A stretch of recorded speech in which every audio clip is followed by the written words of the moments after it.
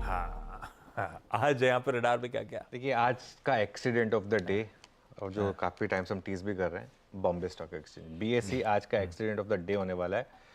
हुआ क्या है वीकेंड पे, सेबी ने बोला, अच्छा ये क्या होता है ना इन चीज़ों में, हमेशा मैं एक चीज़ बोलता हूँ, एक नितिन कामत हैं, वो हमेशा एक चीज़ बोलते हैं कि हमारे जो बिजनेसेस है ना, we are one circular away from our valuations getting halved.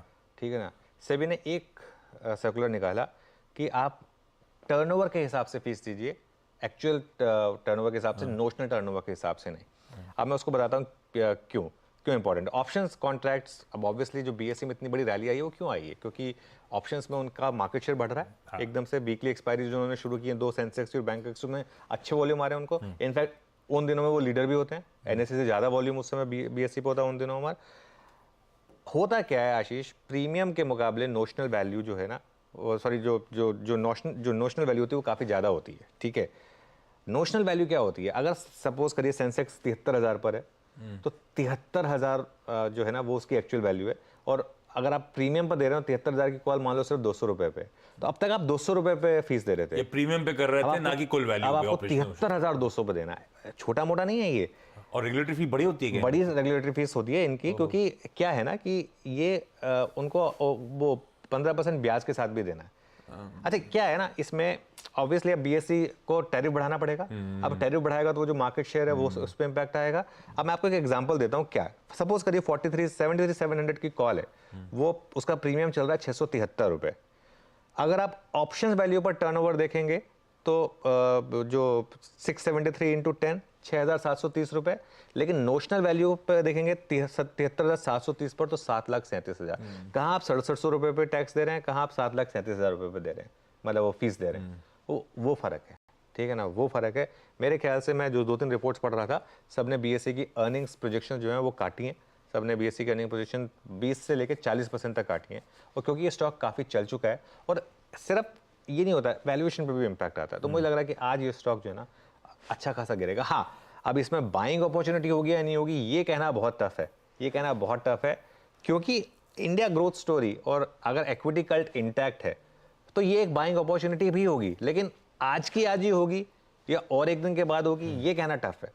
मेरे ख्याल से ये स्टॉक अगर आपको 2400-2500 के आसपास मिल जाए किसी भी कारण से, तो फिर एक अपॉर्चुनिटी होगी आपके पास शायद इसको ऐड करने की, ठीक है ना। इन लेवल्स पर नहीं। बीएसई पर हमारा व्यू काफ़ी पॉजिटिव रहा है, आपको याद होगा, चैनल पर कई बार डिस्कस भी हुआ है ये स्टॉक, लेकिन 2400-2500 के आसपास मेरे ख्याल से, क्योंकि ये न्यूज़ बड़ी है। तो ये हो गया हमारा पहला बिग स्टॉक। हमारा दूसरा बिग स्टॉक है मारुति। मारुति का हम थोड़ा सा हल्का सा रेड लेकर चल रहे हैं। हालांकि फ्राइडे को ये स्टॉक वीक था, और अगर और वीक खुला तो लोअर लेवल पे बाइंग भी आएगी, ठीक है, लेकिन अभी के लिए हम इसको रेड लेकर चल रहे हैं क्योंकि मार्जिन खराब है। मार्जिन आया इसका 12.2% वर्सेस 13.4%। और मार्जिन में मैं एक चीज़ और आपको बोलूँ, कमोडिटी प्राइसेस अब आगे और बढ़ ही रहे हैं। सबसे ज़्यादा गाड़ियों में क्या यूज़ होता है, मेटल। भाई गाड़ी बनती मेटल की है, तो इसके लिए, और कमोडिटी प्राइसेस और बढ़ रहे हैं, तो मार्जिन में मुझे लग रहा है कि थोड़ा सा दिक्कत आ सकती है यहाँ पर। हालांकि रेवेन्यू ग्रोथ बहुत स्ट्रांग है, प्रॉफिटेबिलिटी भी ठीक ठाक है, लेकिन थोड़ा सा यहाँ पर स्टॉक क्योंकि काफ़ी चल चुका है, इसके लिए थोड़ा सा दिक्कत है। हालांकि मैं ये बोल रहा हूँ फिर से, फ्राइडे को स्टॉक वीक था, और आज अगर वीक खुला तो लोअर लेवल पर थोड़ी बाइंग आएगी यहाँ पर, लेकिन अभी के लिए हम इसको रेड लेकर चल रहे हैं। मेरे ख्याल से जो डार्क ग्रीन रहेगा ना स्टॉक, वो होगा आरबीएल बैंक। आरबीएल बैंक अब उसी फेज में है, ये हम 3-4 बार पहले ही बोल चुके हैं, जिस फेज में 2 साल पहले इंडसइंड बैंक था। काफ़ी करेक्ट हो चुका स्टॉक, लोअर लेवल नहीं तोड़ रहा है। ये स्टॉक खराब से खराब खबर पे 240 नहीं तोड़ता है, आपने नोटिस करा होगा, 240 के नीचे नहीं जाता। जैसे बंधन 180 के नीचे नहीं जाता है, ऐसे आरबीएल बैंक 240 के नीचे नहीं जाता है, ठीक है। तो ये एक स्टॉक है जहां पर 2-3 ब्रोकरेज का मैं टारगेट देख रहा था। मोतीलाल ओसवाल का 280 का टारगेट है, जेपी मॉर्गन का 270 का टारगेट है। प्रॉफिट अनुमान से बेटर है, इसके लिए इसको हम एक ग्रीन लेके चल रहे हैं। और एसबीआई लाइफ ग्रीन लेके चल रहा हूँ मैं, रेड लिख दिया है, ग्रीन है ये, इसको प्लीज़ चेंज करिएगा। इस एसबीआई लाइफ को मैं ग्रीन लेके चल रहा हूँ क्योंकि जो एसबीआई लाइफ के नंबर्स हैं वो एक्सपेक्टेशन से बेटर हैं, और स्टॉक फ्राइडे को डे लो पर बंद हुआ है। पिछले 1 महीने में स्टॉक गिर चुका है काफ़ी अच्छा खासा, यहाँ पर शॉर्ट कवरी होने के अच्छे खासे इंडिकेशंस हैं।